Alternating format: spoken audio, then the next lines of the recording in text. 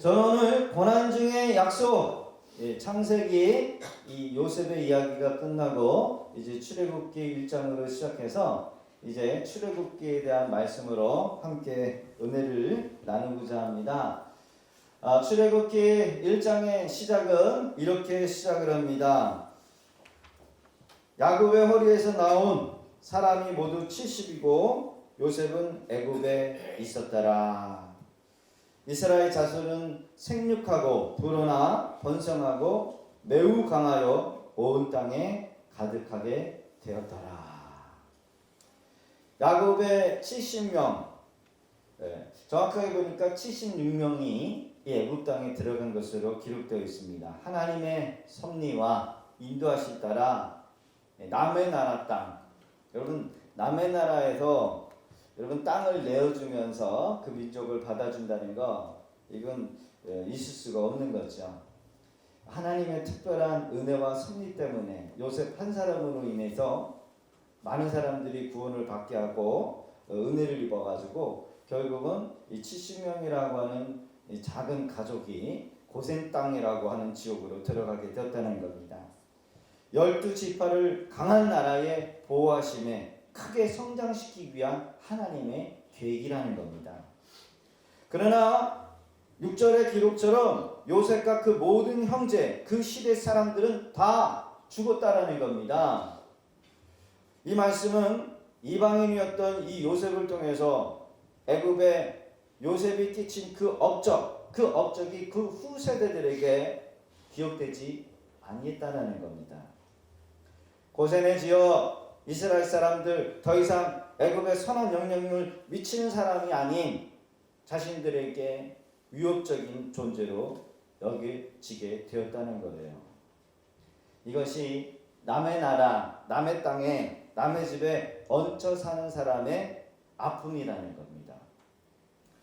성도는 예수님을 믿는 순간 하늘나라 국적을 얻게 된다고 성경은 기록하고 있어요. 역시는 이 땅에 대한민국의 백성으로 의무를 이행해야 하는 그런 백성으로 남지만 우리의 영혼은 예수 그리스도로 인해서 하나님 나라의 자녀가 되고 하나님 나라를 위해서 의무를 이행하는 그런 신분이 우리에게 주어진다는 겁니다. 그러게 땅에 속하며 살지만 하나님 나라의 백성으로 우리가 하나님을 예배하고 하나님의 말씀에 순종하며 이 땅에 살아계신 하나님을 나타내야 한다는 겁니다. 야곱의 70명 남의 나라 땅에 들어가서 처음에는 보호함을 입게 되지만 이제는 때가 되니까 하나님께서 이 애굽 사람들을 통해서 하나님을 찾도록 만들었다는 거예요. 그 방법이 무엇이었습니까?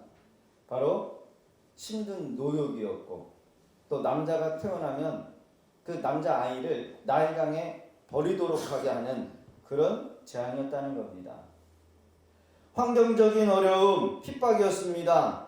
성도는 이 세상이 전부가 아니라 성도의 의미는 세상으로부터 구별받았다라는 그 말씀처럼 세상과 절대로 섞여 살 수 없는 세속적인 가치를 추구하면서 살 수 없는 그런 신분이 되었다는 거죠.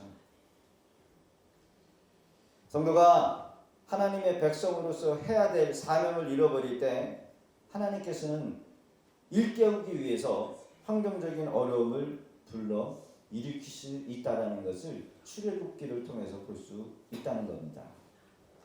그러기에 애굽 땅, 이 고센 지역에 거주하는 이스라엘 백성들이 400년 동안 지날 때 숫자적으로는 강성할 만큼 풍요롭고 평안할지는 몰랐지만은 이제 인구의 숫자가 늘어나면서 애굽 사람들이 또 그 지도자들에게는 큰 위협이 되었고 또 하나님의 때가 되니까 하나님께서 그들을 움직여 나가셨다는 것을 볼 수 있다는 겁니다.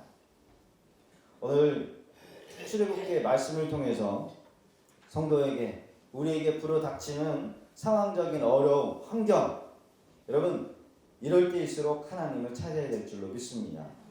사명을 발견하여 떼어가는 것을 여러분 깨닫는 저와 여러분 되시기를 주의 이름으로 부탁드립니다. 그러게 이 출애굽기가 주는 메시지가 있는데 그것은 뭐냐? 바로 작정된 고난이라는 거죠. 오늘 8절과 9절 10절의 기록을 보니까 요셉을 알지 못하는 새 왕이 일어나 애굽을 다스리더니 그가 그 백성에게 이 백성 이스라엘 자손이 우리보다 많고 강하도다. 자, 우리가 그들에게 대하여 지혜롭게 하자. 두를 건데 그들이 더 많게 되면 전쟁이 일어날 때 우리 대적과 합해서 우리와 싸우고 이 땅에서 나아갈까 하노라 하고 애굽의 지도자 고센 지역에 살면서 급격하게 불어나는 이 히브리 사람들 긍정적으로 바라보지 않고 있다는 겁니다.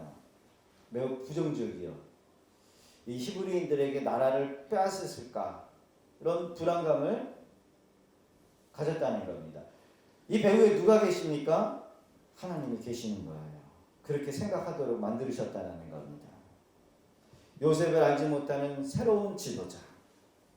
이스라엘 민족에 대해서 긍정적인 반항으로 생각을 갖는 것이 아니라 칼을 갈기 시작하면서 결국 감독을 세워서 그들에게 무거운 짐을 지도록 만들었다는 거죠.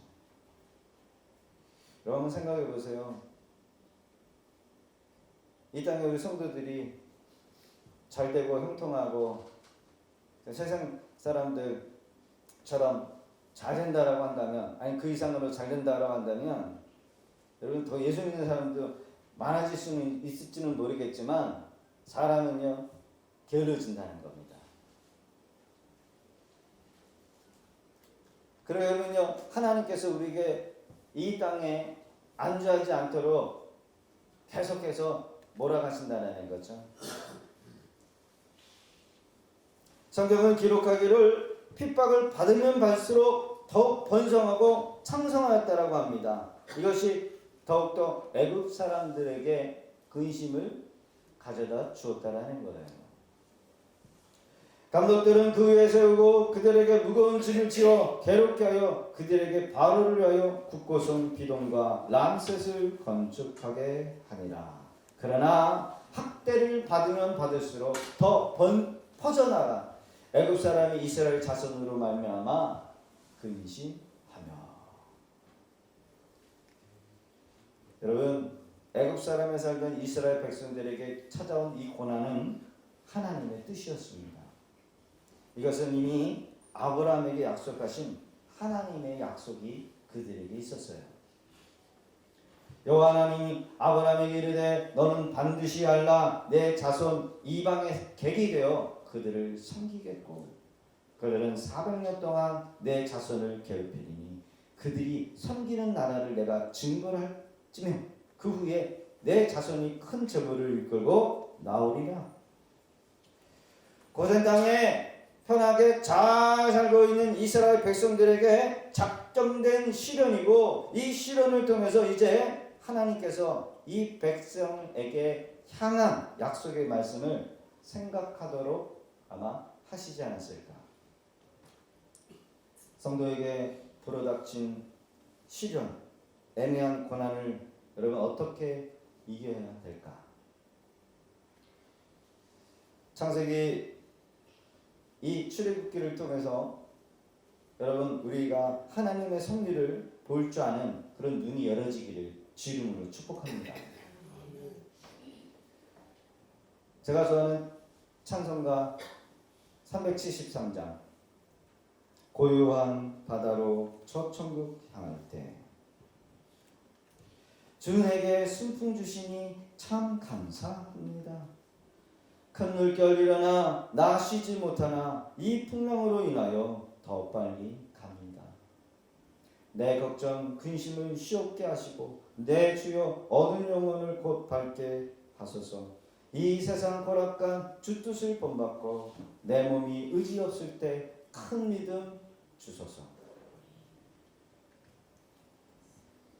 여러분 1절의 의미가 무엇입니까? 성도의 삶은 망망한 바다 위에 작은 배 하나 척 천국을 향하여 목적지로 끊임없이 항해해야 될 인생. 그 인생에 이 가사는 순풍을 주시기를 바라며 감사하고 있다는 거예요. 그러나 여러분, 순풍만 주면 좋겠습니까? 때로는 큰 물결이 일어나서 쉬지 못하여 빨리 갈 때도 있다라는 거죠. 그럼에도 이 저자는 감사하고 있다는 거예요. 내 걱정 근심 쉬없게 하지 마. 내 주여 나의 어두운 영혼 밝게 하옵소서. 이 세상 고라 주 뜻을 본받고 내 몸을 의지하여 없을 때 절망하지 않고 큰 믿음 주셔서 하나님만 바라보게 하옵소서. 그래요. 의지할 것 없을 때 큰 믿음 달라고. 이 찬양의 가사 여러분 공감이 되십니까?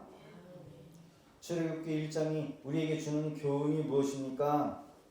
이 세상이 우리에게 전부가 될 때, 안주하려 될 때 하나님께서는 시련을 주셔서 이 땅 우리에게 전부가 아니라는 것을 깨닫기 위함이 아닐까. 그러기에 우리 삶 가운데 다가오는 알 수 없고 이해할 수 없는 시련과 고난이 이끌람. 하나님께서 세상에 안주하지 말라는 말씀이구나. 여러분 깨달아야 될 줄로 믿습니다. 그러기에 여러분요, 이 고난은 시작과 끝이 있다는 겁니다. 오늘 본문 13절과 14절의 기록을 보면 이스라엘 자손에게 더 엄한 일을 시키는 것을 보게 됩니다. 14절 어려운 노동으로 그들의 생활을 괴롭게 하니 곧 흙 이기기와 벽돌 굽기와 농사의 여러 가지 일이라. 그 일을 모두 엄하였더라. 애굽의 통치자 아모세, 이런 모세라고 하는 이름이 많이 사용되었다고 합니다. 예수님이 오시기 전 1500년대의 사람으로 1584년부터 1560년 동안 애굽을 통치한 새로운 왕들이 일어나게 됐는데, 모세라고 하는 이 이름, 이 애굽의 의미는 아들이라고 하는 뜻이라 합니다. 아들. 투투 모세, 투투의 아들. 히브리어로 모세라는 의미는 건져내다라고 하는 의미도 있지만, 이 히브리 사람, 애굽 사람이 사용하는 이 모세는 나의 사랑하는 아들, 사랑스러운 아들이라고 하는 의미가 있대요.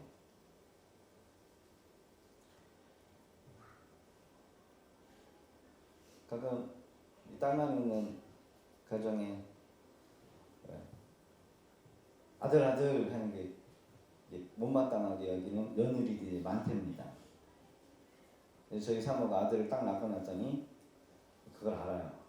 그러니 어느 순간에 앉아가지고 우리 아들 이러고 있어요. 우리 아들. 옛날에는 권사님이 아들 우리 아들 이런 거 아주 싫어했는데, 자기 아들이 태어나니까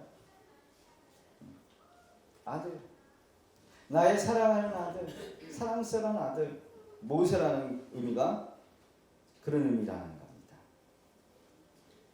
새로운 바로가 등장하자 그는 히브리인들을 친구로 맞이하는 것이 아니라, 옛날의 동역자 원조대로 생각한 것이 아니라 이제는 적으로 인식하기 시작했다는 겁니다. 결국 이 히브리 사람들의 인구 조절을 위해서 남자들은 심한 이 노역장으로 보낸 거예요. 그러니까 힘들면 애를 안 낳겠지. 집에 있는 시간보다 노역장에 있는 시간이 많으니까 자연적으로 출산이 낮아지게 될 것이야.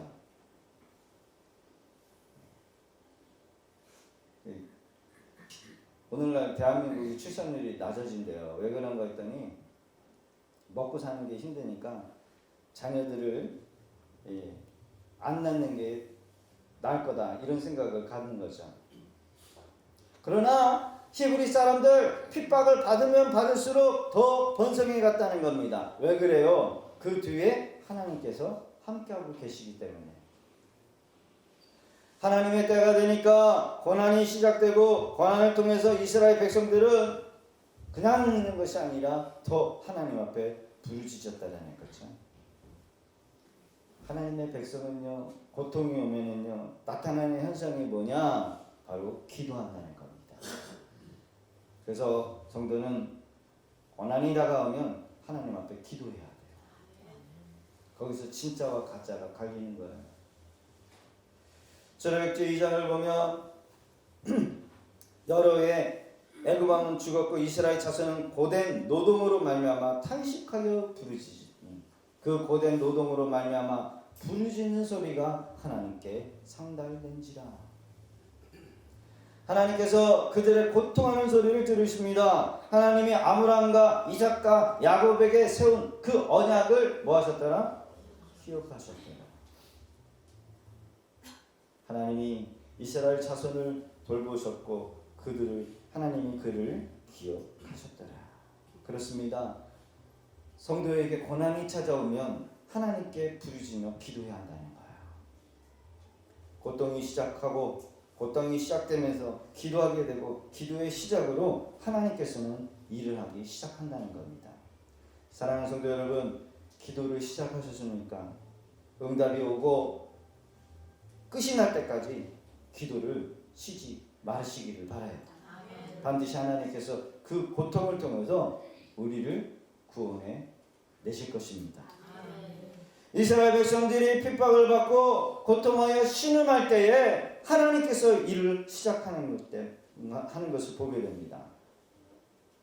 그래서 이 출애굽기라고 하는 성경의 제목처럼 하나님께서는 한 가정을 세우시게 되는데 출애굽기 2장의 첫 시작은 바로 레위 가족 중 한 사람이 가서 레위 여자에게 장가를 들게 하셔서 하나님께서 이스라엘의 이 출애굽할 동역자, 지도자를 하나님께서 세우신 것을 보게 됩니다.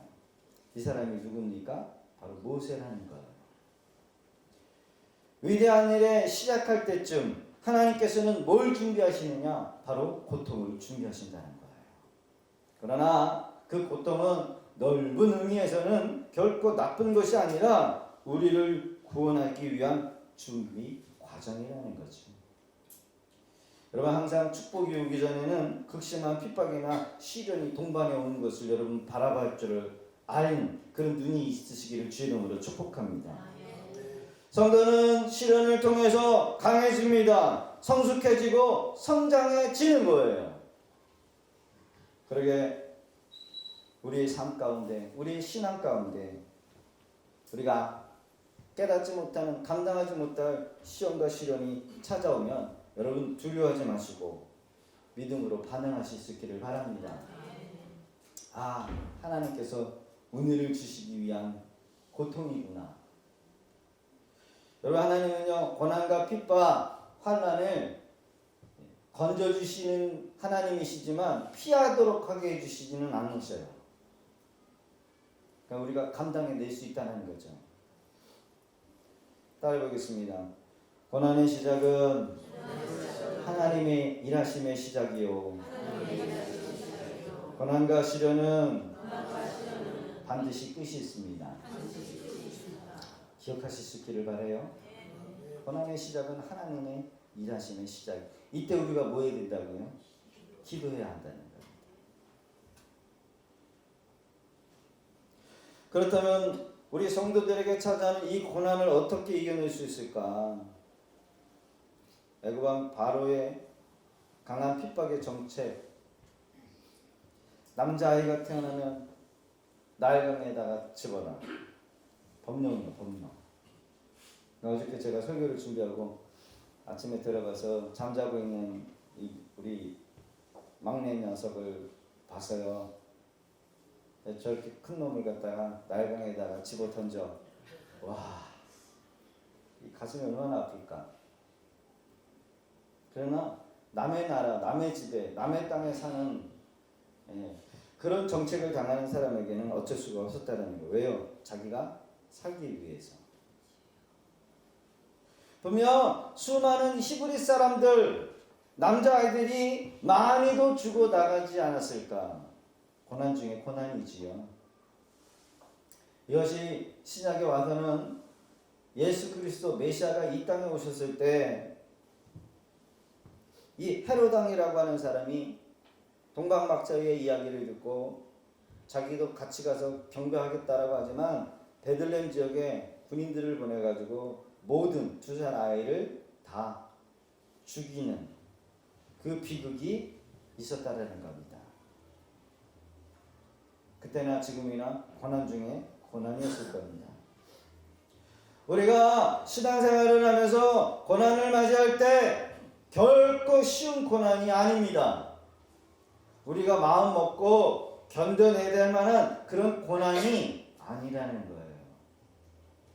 정말 인간으로서는 감당하지 못할 고난을 우리에게 하나님이 주신다는 겁니다.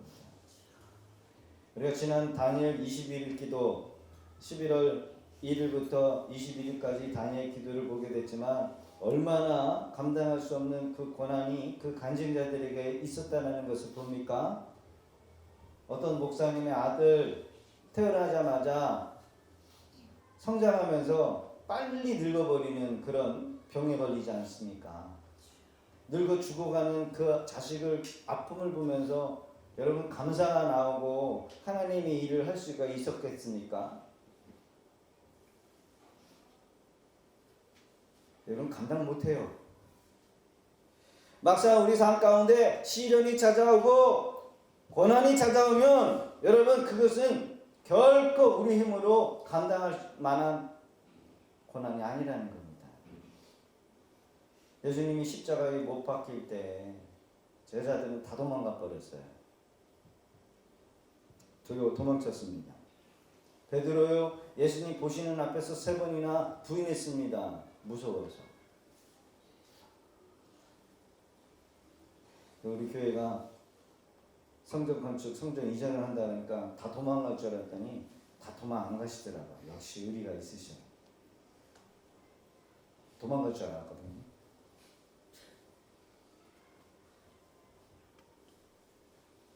여러분 하나님께서 우리에게 허락하시는 고난은요 긍정의 마음을 먹는다고 해가지고 감당할 만한 게 아니라는 겁니다.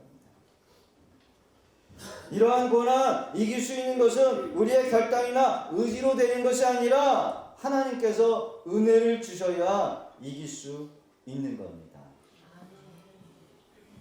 뭘 줘야 된다고요? 하나님께서 은혜 주시기 때문에 이기는 거예요.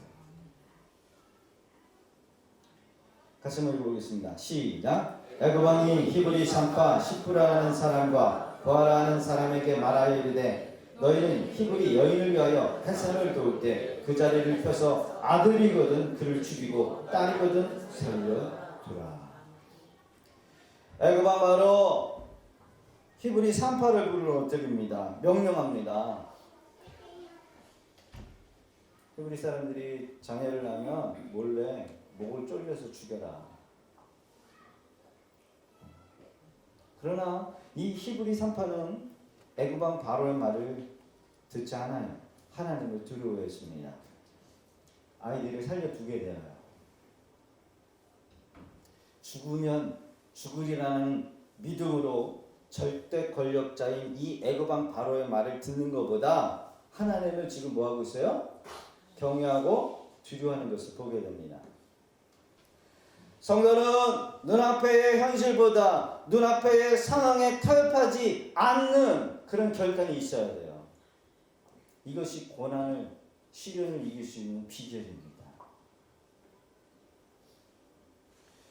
말씀 같이 읽어보겠습니다. 시작. 사람을 두려워하면 올무에 걸리게 되거니와 여호와를 의지하는 자는 안전하리라. 아멘. 한 번 타협하고 한 번이 두 번, 두 번이 세 번, 결국 세상 사람들을 하나님보다 더 두려워하면 사람의 올가미에 붙잡히게 되어서 사람의 종이 되어버려요. 하나님 기뻐하시지 않습니다. 여러분 잠언 29장의 말씀처럼 여호와를 의지하는 자는 여러분 안전할 줄로 믿습니다. 고난을 이기는 능력은 하나님께서 은혜를 주셔야 한다는 거예요. 은혜를 주셔야. 애굽 왕이 산파를 불러 그들에게 이르되 너희가 어찌하여 이와 같이 남자 아기를 살렸느냐. 산파가 바로에게 이야기합니다. 히브리 여인은 애굽 여인과 같지 않아가지고 가보면 애를 다 낳고 샤워하고 갈 때 산후조리 끝나버렸어.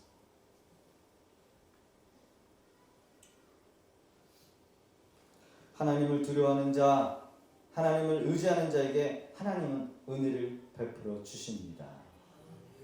아멘. 20절과 22절 시작. 하나님이 그 산파에게 은혜를 베푸시니 그 백성은 번성하고 매우 강하니라. 그 산파들은 하나님을 경외함으로 하나님이 그들의 집안을 회강하게 하신지라. 아멘. 저희 주일학교 아이들, 중고등부 아이들한테 제가 눈이 귀따 같게 얘기하는데 너희들 예배에 승리해야 한다.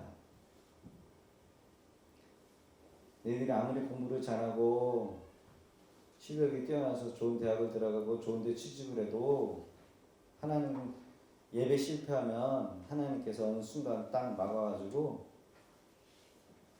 형통이 아닌 불통의 인생으로 너희들이 하나님 마음 아프게 하는 것만큼 긴 시간이 걸릴 거야.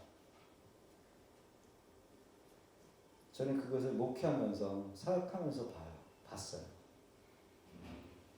여러분 우리가 사는 목적이 세상에서 돈 많이 벌고 그리고 돈 많이 번 다음에 출산 다음에 내가 하나님 앞에 와서 예배를 드리겠습니다.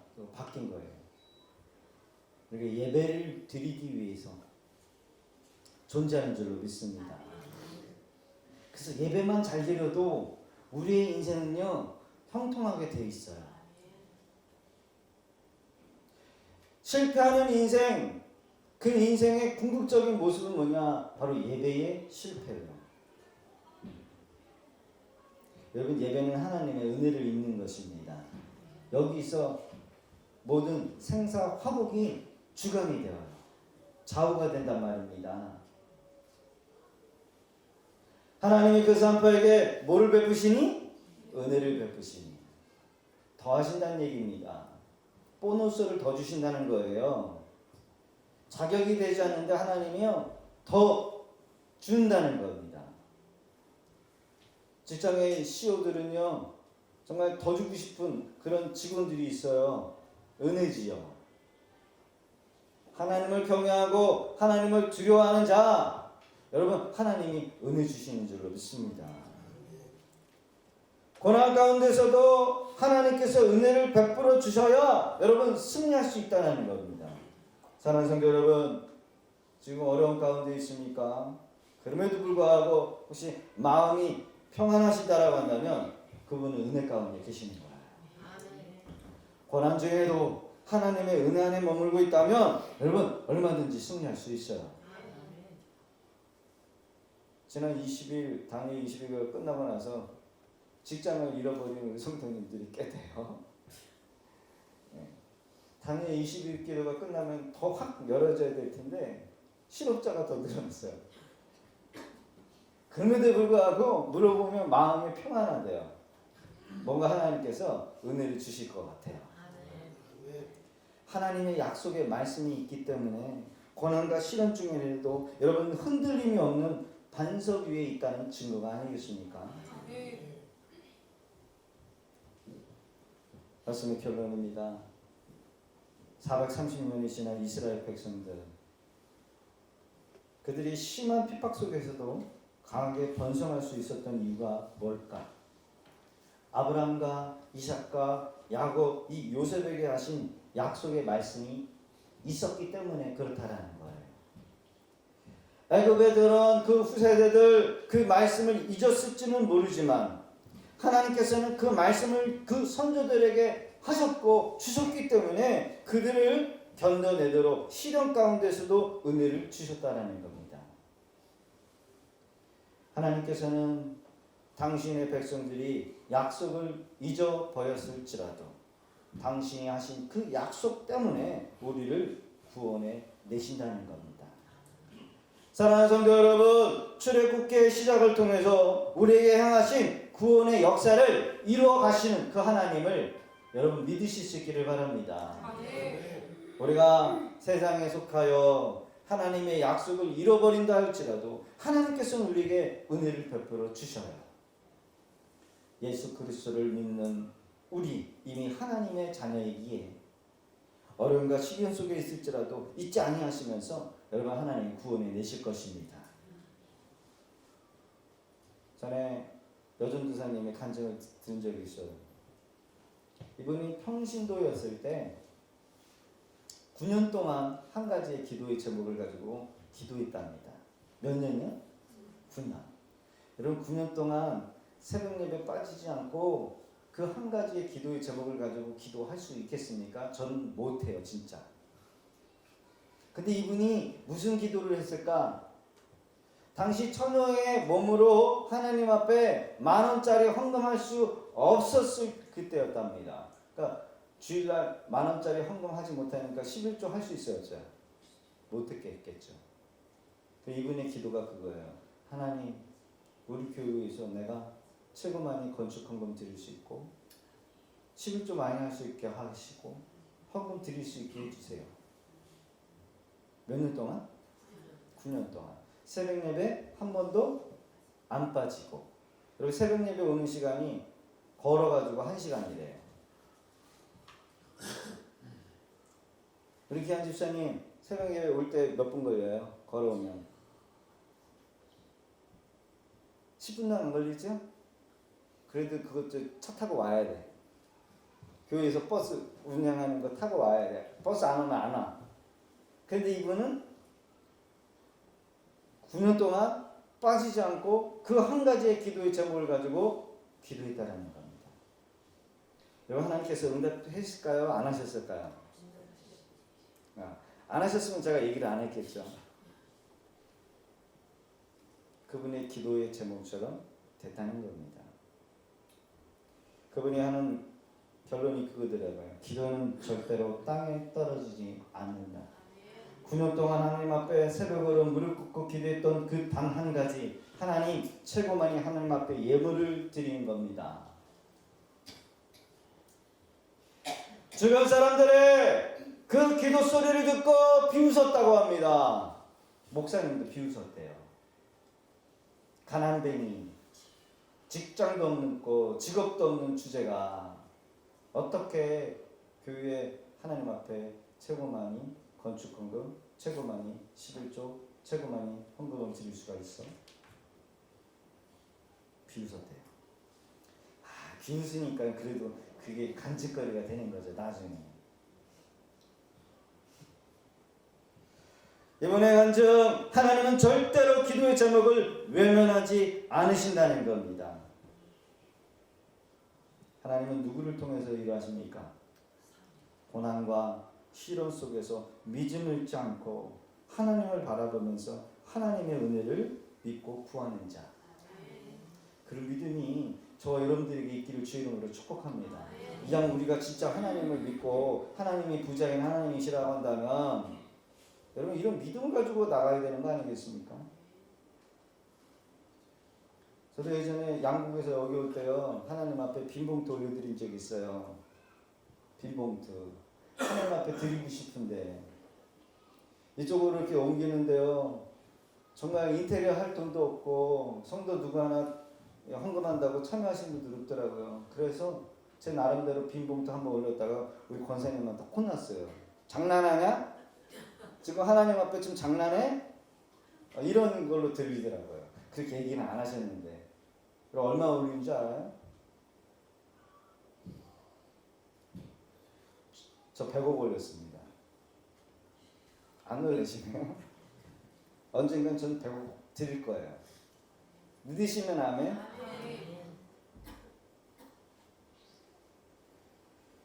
그러게 여러분 하나님의 은혜를 구하십시다. 내 힘으로 되는 거 아니지요. 그러게 이번 한 주간에도 시련과 어려움이 있다 할지라도 하나님의 은혜만을 구하는 그러여 구원을 얻는 복된 우리 성도들 다 되시기를 주의 이름으로 축복합니다. 그런 은혜가 우리 성도님들의 삶 가운데 있기를 주 이름으로 축복합니다. 기도하겠습니다.